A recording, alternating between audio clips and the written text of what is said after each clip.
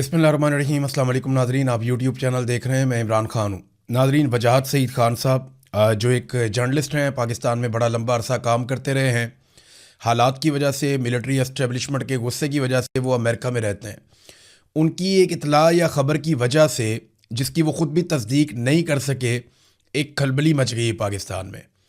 और उन्होंने एक ऐसी खबर दी कि जिसके असरात बड़े गहरे हो सकते हैं। यानी कंफर्मेशन उन्होंने नहीं की। वो ये ख़ुद कह रहे हैं अपने वीलॉग में कि मैं इसकी कंफर्मेशन नहीं कर सकता, लेकिन वो ये भी कह रहे हैं कि उन्हें GHQ के 3 सीनियर अफसरान, जो फ़ौजी अफसरान हैं, उनके ज़रिए से वो ख़बर मिली है। और ख़बर खुदा ना खास्ता ये है कि इमरान खान साहब की जान को नुकसान हो गया है। अब ये बात उन्होंने जो बोली वो अंग्रेज़ी में बोली। मैं एग्जैक्टली वैसे बात करते हुए भी डर लगता है कि पाकिस्तान के लिए तो बहुत मुश्किल पैदा हो जाएगी अगर खुदा ना खास्ता, और मैं एक मरतबा नहीं कई मरतबा ये कह चुका हूँ कि खुदा ना खास्ता अगर इमरान खान को कभी भी कुछ हुआ तो ये जर्नैल सारी ज़िंदगी पछताएंगे और उनकी नस्लें रोएंगी बैठ के कि इन्होंने किया क्या है। ये इतना आसान नहीं होगा। ये पाकिस्तान है, मिस्र नहीं है कि जहाँ पे उन्होंने मुर्सी को मार दिया और उसके बाद वो मिस्र के लोग जो है वो आज भी नहीं भूले। उनका जब दाव लगेगा वो वापस आएंगे। लेकिन पाकिस्तान के अंदर लोग इसको कभी भी बर्दाश्त नहीं करेंगे। ये वैसे कहते हैं निजी मीटिंग में, महफिलों के अंदर, हर जगह पे कि देखें जी, इमरान खान को गोली लगी थी तब भी तो 1,00,000-1,50,000 बंदा बाहर निकला था, इससे ज़्यादा बंदे आए ही नहीं पूरे पाकिस्तान में। तो इमरान खान को गोली लगी तो तब लोगों ने क्या कर लिया था। भाई, लोगों को पहली खबर फौरी तौर पर मिल गई थी कि इमरान खान साहब ज़ख्मी हुए हैं और लोग फौरी तौर पर उनके लिए दुआएँ कर रहे थे। ये तजर्बा कभी किसी को नहीं करना चाहिए। ये वो तजर्बा पाकिस्तान के साथ इतना खौफनाक तजर्बा कर लेगा कि 1971 से भी ज़्यादा खौफनाक सूरत हाल पैदा हो जाएगी। इन्हें आइडिया नहीं है, लेकिन वजाहत साहब को ये खबर देने से पहले ना 10 मरतबा हर जगह से तस्दीक करनी चाहिए थी। उन्होंने खुद कहा कि मैं इस खबर की तस्दीक नहीं कर सकता, लेकिन उन्हें तस्दीक किए बगैर कभी भी ऐसी खबर नहीं देनी चाहिए थी। यहाँ से उन्हें अपने जर्नलिज्म का इस्तेमाल करना चाहिए था। उन्हें कोशिश करनी चाहिए थी कि और सोर्सेज से बात करें और जगह चेक करें, और जब तक उनके पास इस नौयत की कोई चीज़ आती है या कोई इतला आती है 100% वो श्योर ना हो जाए, तब तक इस पर बात भी नहीं करनी चाहिए। अब जो एकदम उनके ऊपर यलगार आएगी या जिस किस्म की चीज़ों का उन्हें सामना करना पड़ेगा, वो उनको अपनी इस खबर की वजह से या अपनी इस गलती की वजह से करना पड़ेगा। नाज़रीन, दूसरी चीज़ आज जो इम्पॉर्टेंट है वो इमरान खान साहब की बहनें अडियाला जेल के बाहर मुलाकात के लिए जा रही हैं। यानी आज फिर मंगल है और इमरान खान साहब की उनकी फैमिली के साथ अदालत के हुक्म के बावजूद मुलाकात ना करवाने का दिन है। एक बात आप सारे अपने जहन में रखिए कि आज तक इमरान खान साहब के साथ जो कुछ भी हुआ वो आसिम मुनीर साहब ने किया है, और उसके पीछे सबसे बड़ी ख्वाहिश नवाज शरीफ की है। और आसिम मुनीर साहब के हाथों जुल्म हो रहा है, नवाज शरीफ की ख्वाहिश इसके अंदर मौजूद है। और आसिम मुनीर साहब के बारे में इमरान खान साहब ने खुद कहा कि अगर मुझे या मेरी बीवी को किसी भी स्टेज पर कुछ हुआ तो उसके लिए जिम्मेदार आसिम मुनीर होगा, जो अपने इक़्तिदार के लिए और ताकत के लिए किसी भी लेवल तक जा सकता है। देखें मसला कहां पे है। मैं आपको ना माजी की 2 कटिंग्स दिखाता हूं। ये देखें आप, डील करो जान छुड़ाओ, ये अखबार के अंदर जो है वो मेन हेडिंग छपी थी, डील करो जान छुड़वाओ। मां का नवाज शरीफ को हुक्म। नवाज शरीफ की वालदा की जानिब से ये हुक्म अखबारात की फ्रंट पेज के ऊपर मेन हेडलाइन में छापा गया कि डील करो जान छुड़ाओ। फिर नवाज शरीफ के बारे में एक खबर जो है तमाम मीडिया चैनल के अंदर ब्रेकिंग न्यूज़ की सूरत में चली, जहां मियां साहब ने कहा जेल से निकालें, हम मुल्क से बाहर चले जाएंगे। ये मुशर्रफ के साथ भी अरब ममालिक के जरिए से डील करके पाकिस्तान से बाहर चले गए थे। इमरान खान साहब के दौर में भी जनरल बाजवा से डील करके, और जनरल फैज़ हमीद ने इनको निकाला था। जनरल फैज़ हमीद से नवाज शरीफ ने खुद अपनी फैमिली के जरिए से और खुद दरखास्त की थी, और आगे से सिर्फ एक शर्त रखी गई थी कि मरियम नवाज का ट्विटर और मुंह बंद करवाएं। तो फिर 6 महीने तक ना मरियम नवाज के मुंह से चू निकली थी और ना इनके ट्विटर से कोई ट्वीट हुआ था, और फिर नवाज शरीफ साहब को पाकिस्तान से बाहर भिजवा दिया गया था। आपको याद है ना, हमें सारी चीज़ें याद है कैसे ये लोग डील करके निकले थे। अब ये जो डील करने वाले हैं ना, इनको हमेशा मिलिट्री एस्टेब्लिशमेंट ने इस तरह के लोगों को डील किया, उनको लीडर से तो वास्ता ही नहीं पड़ा। एक आदमी ने लीडर बनने की कोशिश की, उसको इन्होंने कत्ल कर दिया था। दूसरे के साथ लड़ाई में इन्होंने मुल्क तोड़ दिया था। एक को अल्लाह ने जिंदगी की मोहलत ही नहीं दी, कायदे आजम को। उनको इन्होंने शुरू में काबू कर लिया, किसी को समझ ही नहीं आई। फातिमा जिन्ना को इन्होंने जिस तरह कत्ल किया, जिस तरह बदनाम किया, वो आपके सामने है। जो कुछ एक डिक्टेटर ने उनके साथ किया। फिर जुल्फिकार अली भुट्टो लीडर बनता जा रहा था, उसे कत्ल कर दिया गया। फिर शेख मुजीब से लड़ते लड़ते इन्होंने मुल्क ही तोड़ दिया। और आज इनको सामना एक लीडर के साथ है। इनकी प्रैक्टिस हुई है नवाज शरीफ की और आसिफ अली जरदारी की। और मुकाबले में आ गया इमरान खान। वो जेल के अंदर 3 साल के बाद क्या कहता है, जरा सुने। वो ये कहता है कि मुझे डरा हुआ देखना इनकी हसरत रह जाएगी। आसिम मुनीर साहब, आप बाहर मौजूद होकर पाकिस्तान के आर्मी चीफ फील्ड मार्शल होने के बावजूद इस्तिस्ना ले रहे हैं। यहां से पता चलता है कि आपके दिमाग में क्या चल रहा है। और वो जेल में बैठकर कह रहा है कि मुझे डरा हुआ देखना तुम्हारी हसरत रह जाएगी। ये फर्क है। ऐसे आदमी से पाला नहीं पड़ा था पहले।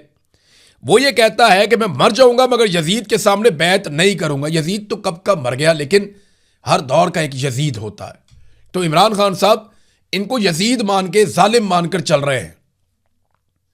और वो ये कहते हैं कि मैं जालिम के सामने, यजीद के सामने बैत नहीं करूंगा, मैं मौत को पसंद करूंगा और आखिरी सांस और खून के आखिरी कतरे तक लड़ूंगा। मैं अकेला रह गया तब भी लड़ूंगा। ये इमरान खान साहब ने कहा। और उनका एक बड़ा मशहूर जुमला है जिसे लोग शायद बहुत दहाइयों तक, शायद सदियों तक याद रख सकते हैं कि हारता वो है जो हार मान लेता है। जो दिमागी तौर पे हार जाता है वो हार जाता है। और इमरान खान आसाब की लड़ाई में इनसे हारने वाला नहीं है। ये मैं एक मरतबा नहीं, कई मरतबा कह चुका हूं। तो इमरान खान साहब की बहनों से मुलाकात करवाएं। रोजाना एक नई अफवाह आती है। कभी आती है जनाब कि उनकी तबीयत ज़्यादा ख़राब हो गई है, कभी आती है कि एक आंख बिल्कुल ज़ाया हो गई है, कभी कोई और ख़बर आती है, कभी 1, 2, 3 और ख़बरें फैलाई भी जाती हैं। बाद औक़ात सोर्सेज से जर्नलिस्ट बड़ी मेहनत करके खबर निकालते हैं, बाद औक़ात खबर जानबूझकर भी फैला दी जाती है। तो इस सारे माहौल में एक क्यास पैदा हो रहा है, एक बेचैनी पैदा हो रही है। तो जिद है हाफिज आसिम मुनीर साहब की, वो अपनी जिद खत्म करें, इमरान खान साहब की उनकी फैमिली से मुलाकात करवा दें। इसमें कबाहत और प्रॉब्लम क्या है? मुलाकात करवाएं ताकि अफवाहों का ये सिलसिला खत्म हो जाए। और आज मौका है मुलाकात करवाने का, आज तो मुलाकात करवा देनी चाहिए। लेकिन राणा सनाउल्लाह ने कहा कि आज तो दूर की बात है, जुमेरात को भी इनकी मुलाकात नहीं होगी। मुझे नहीं लगता मुलाकात होगी। ये इनकी टोटल औकात है। ये एहसन इकबाल का एक स्टेटमेंट मैं आपके सामने रखता हूं। देखिए, मैंने आपको ना अक्सर कहा कि ये स्टेटमेंट संभाल के रखना है, बाद में काम आएगा। कई बयानात मरियम नवाज ने दिए हुए, कई नवाज शरीफ ने दिए हुए, राणा सनाउल्लाह ने दिए हुए, बाकी लोगों ने बयानात दिए हुए, बिलावल ने भी बयानात दिए हुए, जरदारी ने भी बयानात, इन सब ने बयानात दिए हुए। संभाल के रखने हैं आपने, क्योंकि इन पे बुरा वक्त आएगा ना तो हम इनको निकाल निकाल कर दिखाएंगे वो स्टेटमेंट। एहसन इकबाल का ये स्टेटमेंट है, ये मैं आपको दिखा रहा हूं। इमरान खान की सेहत के बारे में किसी को तशवीश नहीं होनी चाहिए कि इससे किसी भी किस्म की कोई नरमी रवा रखी जाएगी। यानी इमरान खान साहब से नरमी कोई नहीं होगी। सेहत के हवाले से किसी को तशवीश नहीं होनी चाहिए। यानी तशवीश नहीं होनी चाहिए कि इससे कोई नरमी रवा रखी जाएगी। ये अपनी बारी कितने जालिम हो गए हैं, बस ये रिकॉर्ड के ऊपर आप चीज़ें रखें, क्योंकि बारी बारी सबकी बारी, इनकी बारी आएगी। मिलिट्री एस्टेब्लिशमेंट की भी बारी आएगी। जो उन्होंने पाकिस्तान के अंदर एक मौज लगाई हुई है ना, ये हमेशा नहीं रहेगी। ये आज नहीं, साल 2, 4, 10 साल, ये जब भी मामला खत्म होगा ना, झोलियां उठा उठा के उस दौर के अफसरान बद्दुआएं देंगे इन सारों को जिन्होंने कौम के अंदर नफरत का ये बीज बोया है। इमरान खान साहब की बहनें गई मुलाकात करवाने के लिए। मुझे नहीं लगता कि आज भी मुलाकात होगी, क्योंकि आज मुलाकात ना करवाने का दिन। अदालत ने कहा मुलाकात करवाओ, नहीं करवाते। अदालत ने कहा उन्हें हकूक दो, उनके नहीं देते। अदालत ने कहा उनका इलाज करवाओ, उनके अपने डॉक्टरों से मिलवाओ, नहीं मिलवाते। अदालत के तमाम अहकामात को बूट की नोक के ऊपर रखते हैं और इसके लिए इन्होंने अदालतें ही तबाह कर दी हैं। बहरहाल अब तहरीक करीब आ रही है। ये फैसला तो पाकिस्तान तहरीक इंसाफ ने करना है कि उन्होंने पूरा मुल्क बंद करना है या इस्लामाबाद की तरफ मार्च करना है। देखिए, माजी में कई मरतबा पाकिस्तान तहरीक इंसाफ ने इस्लामाबाद की तरफ मार्च किया है, वो फार्मूला काम नहीं किया। ये डी चौक तक पहुंचे जरूर, लेकिन वहां पे रुक नहीं सके। एक इमरान खान साहब लेकर गए 25 तारीख को मई की 2022 में, और इमरान खान साहब वहां पे डी चौक में पहुंचे। पहुंचने के बाद उन्होंने वहां पे तकरीर की और वहां से लोगों को कहा कि अभी हम वापस जाएंगे।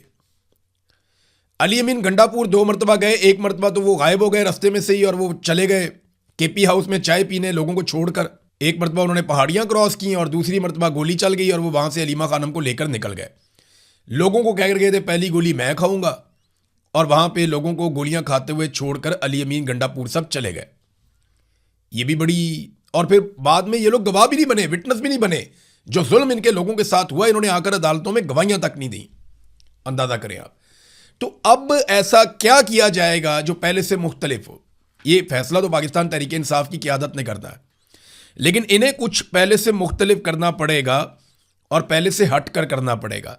सुहेल आफरीदी ने कहा कि हम जो भी करेंगे उसकी अनाउंसमेंट हम 1 हफ्ता पहले करेंगे कि हम क्या करने जा रहे हैं। यानी हम बैठ भी सकते हैं, ये बहुत लंबा भी चल सकता है, एक जगह की जगह कई जगह पे एहतजाज हो सकता है। हर चौक डी चौक का नारा भी वो माजी में लगा चुके हैं। इमरान खान साहब स्ट्रीट मूवमेंट का हुक्म भी दे चुके हैं। तो अगर ये हर जगह के ऊपर इस तरह का माहौल बना देते हैं और एक बंदिश शुरू हो जाती है तो बड़ा प्रॉब्लम क्रिएट हो जाएगा मिलिट्री एस्टेब्लिशमेंट के लिए। तहरीक आगे बढ़ रही है, आहिस्ता आहिस्ता इन्होंने मोमेंटम बनाना शुरू किया है। कुछ लोग कोशिश कर रहे हैं कि तहरीक इंसाफ के बीच में जो इख्तलाफात हैं उन्हें ख़त्म किया जाए।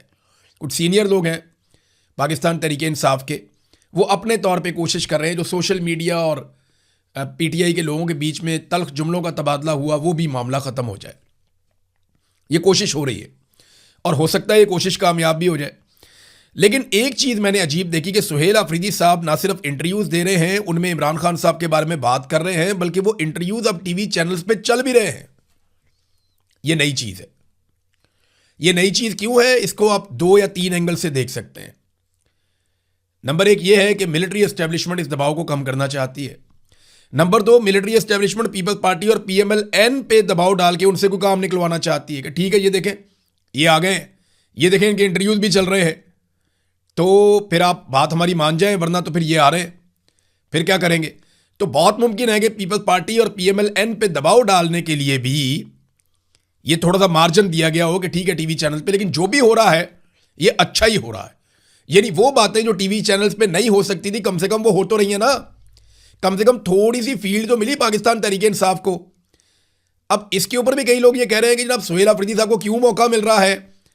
मुझे 3-4 पाकिस्तान तहरीक इंसाफ के लोगों ने राब्ता किया, जिनमें से 1-2 लोग पाकिस्तान से बाहर भी हैं।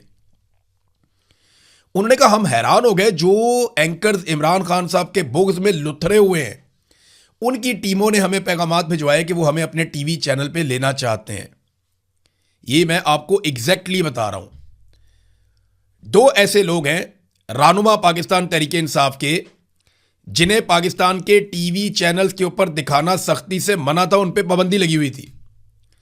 उन दोनों के बारे में मेरी उनसे बात हुई। उनमें से एक ने तो बहुत कैटेगोरिकली कहा और दूसरे से भी मुझे सरसरी तौर पे बताया कि जनाब हमें पाकिस्तान से फोन आया और एक ऐसे एंकर की टीम की जानिब से आया, 2 अलग अलग हैं, कि जो नफरत करते हैं इमरान खान साहब से, लेकिन उनकी टीम कह रही है जी कि आपको टीवी पे लेना है, आपको प्रोग्राम में लेना है। तो इसका मतलब है कि कहीं ना कहीं एक गुंजाइश निकली है, प्रेशर के जरिए से निकली है, परेशानी के जरिए से निकली है, हालात के तनाजुर में निकली है, दबाव है, कोई कुछ भी हो सकता है। लेकिन एक वजह यह भी हो सकती है कि पीपल्स पार्टी और पीएमएल-एन को दबाव में लेना हो मिलिट्री एस्टेब्लिशमेंट ने, क्योंकि वो ऐसे ही डिवाइड एंड रूल करते हैं। मैं आज भी कहता हूं कि पीएमएल-एन और पीपल्स पार्टी को खड़े होना चाहिए, असेंबली में रोला डालना चाहिए, पीटीआई के साथ मिलकर उन्हें यह मुतालबा करना चाहिए कि इमरान खान साहब की मुलाकातें खोलें, उनकी मुलाकातें करवाएं, उनको लेवल प्लेइंग फील्ड दें। हम जाने, सियासतदान जाने, हमारा काम जाने, मिलिट्री एस्टेब्लिशमेंट जाए अपनी बैरकों के अंदर वापस। आइडियल सिचुएशन तो ये है। अगर वो ये करते हैं तो हम उनका झंडा बुलंद करेंगे, हम पीएमएल-एन और पीपल्स पार्टी को शाबाश भी देंगे अगर वो डेमोक्रेसी के साथ खड़े होते हैं। तो अगर उन्हें लगता है कि एस्टेब्लिशमेंट उन्हें ब्लैकमेल कर रही है तो खड़े हो जाए, आज अपने पैरों पे खड़े हो जाए। लेकिन मुझे बहुत मुश्किल लगता है, मुझे लगता है कि ये जूते ही पॉलिश करेंगे और जूते ही खाएंगे। ये 100 जूते और 100 प्याज वाली इनकी मिसाल है। इसके अलावा इनके पास कोई अब ऑप्शन ऐसा लगता है नहीं, या इससे बाहर ये सोच ही नहीं सकते। ये बहुत पालतू जानवर की तरह सोचते हैं, इनके दिमाग इससे बाहर जाते नहीं, कुएं के मेंढक बन गए हैं ये। तो सुहेल आफरीदी साहब के इंटरव्यूज चले, उन्होंने इमरान खान साहब का बार बार नाम भी लिया, वो नशर भी हुए और जियो टीवी पे भी हुआ, ARY पे भी हुआ। अब आप समझ जाएं कि जियो टीवी और ARY ये 2 पाकिस्तान के इंपॉर्टेंट टीवी चैनल में से 5-6 टीवी चैनल हैं जो पाकिस्तान में बहुत अहम है। उनमें एक जियो है, उनमें एक एक्सप्रेस न्यूज़ है, दुनिया न्यूज़ है, ARY है, समा हुआ करता था, लेकिन समा की उन्होंने दुर्गत बना दी, बेड़ा गर्क कर दिया अलीम खान ने। तो एक आधे और चैनल ने इसकी जगह ली है। बहरहाल ये 4-5 चैनल्स हैं मेन जहां पे ये खबरें वबरें चलती हैं और जिनको लोग थोड़ा बहुत देखते हैं। वैसे तो क्रेडिबिलिटी खत्म हो गई है।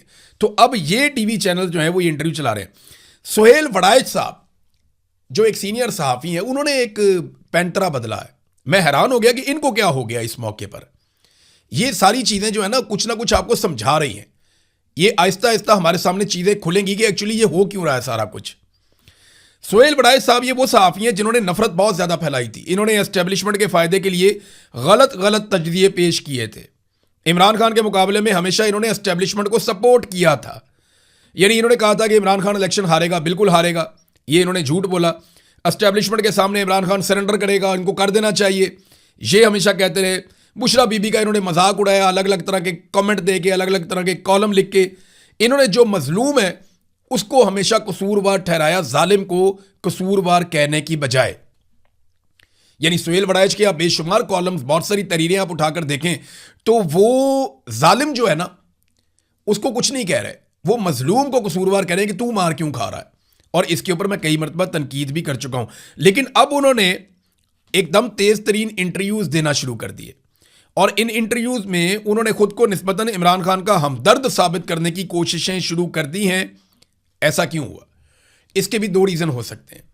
या तो वड़ाइच साहब को वो तब्दीली नज़र आना शुरू हो गई है जो मुस्तकबिल करीब में आ जाएगी। आज नहीं आएगी तो कल आ जाएगी, कभी ना कभी तो आ ही जाएगी। या वड़ाइच साहब जो हैं वो जरदारी साहब की हमदर्दी में ये कर रहे हैं। मेरी बात याद रखिएगा कि सुहेल वड़ाइच साहब के नवाज शरीफ के साथ कतई तौर पे कोई हमदर्दी या ताल्लुक नहीं है। ये धोखा देते हैं हमेशा। सुहेल वड़ाइच साहब का जो ताल्लुक है वो आसिफ अली जरदारी के साथ है। ये आपको मैं बता रहा हूं कि वड़ाइच साहब क्या करेंगे, बड़ी कामयाबी से ना इमरान खान के खिलाफ एक वीलॉग कर देंगे या कोई प्रोग्राम कर देंगे या कमेंट दे देंगे या कॉलम लिख देंगे, फिर नवाज शरीफ के खिलाफ भी कर देंगे। तो इससे ये बैलेंस करने की कोशिश करते हैं। लेकिन गौर कीजिएगा, ये हमेशा जरदारी को और बिलावल को सपोर्ट करेंगे, हमेशा पीपल्स पार्टी को सपोर्ट करेंगे। तो कुछ ऐसे जर्नलिस्ट हैं जो पीपल्स पार्टी के लिए कहीं ना कहीं रास्ता निकालते रहते हैं, उनमें सोहेल वड़ाइच साहब भी एक है। तो सोहेल वड़ाइच साहब जो है ना, क्योंकि जरदारी साहब आजकल हॉट वाटर्स में थे और अदलिया वाले मामला में गुस्से में हैं, बिलावल भी गुस्से में है कि हमारे साथ आज़ाद कश्मीर में अच्छा काम नहीं हुआ, रोला शोला भी उनका पड़ा हुआ है। तो हो सकता है कि वड़ाइच साहब इस वजह से भी दबाव डालने के लिए थोड़ा सा इमरान खान की हमदर्दी में आए हों। लेकिन ऐन मुमकिन है कि उन्हें भी जो नवश्ता दीवार है वो नजर आना शुरू हो गया हो। देखिए, उन्होंने एक और बात की सोहेल वड़ाइच ने, जो बात दुरुस्त नहीं है। मैं उसका क्योंकि गवाह हूं, मैं इसलिए कह रहा हूं। वो कहते नहीं 2-3 मरतबा इमरान खान साहब से हम मिले 9 मई से पहले और हमने उनसे कहा कि जनाब ये जनाब महाजराई से आप गुरेज करें। मैंने मना किया नहीं, ऐसा नहीं हुआ। मैं मौजूद था एक मीटिंग में, दूसरी में एक और भी दोस्त हमारे वो भी मौजूद थे, उनसे भी मेरी बात हुई। ये वड़ाइच साहब वहाँ पे इसलिए नहीं जाते थे, ये सियासतदानों की बातचीत के लिए एक माहौल बनाना चाहते थे। ये 3-4 सीनियर सहाफ़ियों ने एक टीम बनाई हुई थी, ये जा के लोगों को मिलते थे, जनाब माहौल बनाओ, सियासतदान आपस में बातचीत करें। और इमरान खान साहब ने मेरे सामने 3-4 चीज़ों के ऊपर इन तमाम सहाफ़ियों को कहा कि जाकर नवाज शरीफ से बात करो, जरदारी से बात करो। अगर वो इसके ऊपर आमादा होते हैं और शुरू करते हैं तो मैं इस पर पूरा साथ दूंगा। कौन सी चीज़ें थी? नंबर 1, पाकिस्तान की फौज का सियासत से किरदार हमेशा के लिए ख़त्म किया जाए, शफाफ इंतखाबात का एक तरीक़ाकार राइज किया जाए। मईशत और एहतसाब के हवाले से इमरान खान साहब बात करते थे कि इन चीज़ों के ऊपर मैं एक उनके साथ मिसाक करने पर मैं राज़ी हूँ, मैं ये करना चाहता हूँ। जाओ जाकर उनसे बात करो, वो इसको शुरू करें, वो गवर्नमेंट में है, मैं उनका साथ दूंगा। लेकिन आपको पता है नवाज शरीफ साहब के दिमाग को तो इक़्तिदार चढ़ा हुआ था, उनको तो बदला लेना था और उन्होंने बदला लेके अपनी और अपने पूरे खानदान की सियासत को बर्बाद कर दिया। तो नाज़रीन, इस वीलॉग में अब तक के लिए इतना ही। अपना ख्याल रखिएगा, अपने इस चैनल का भी। अल्लाह हाफिज़।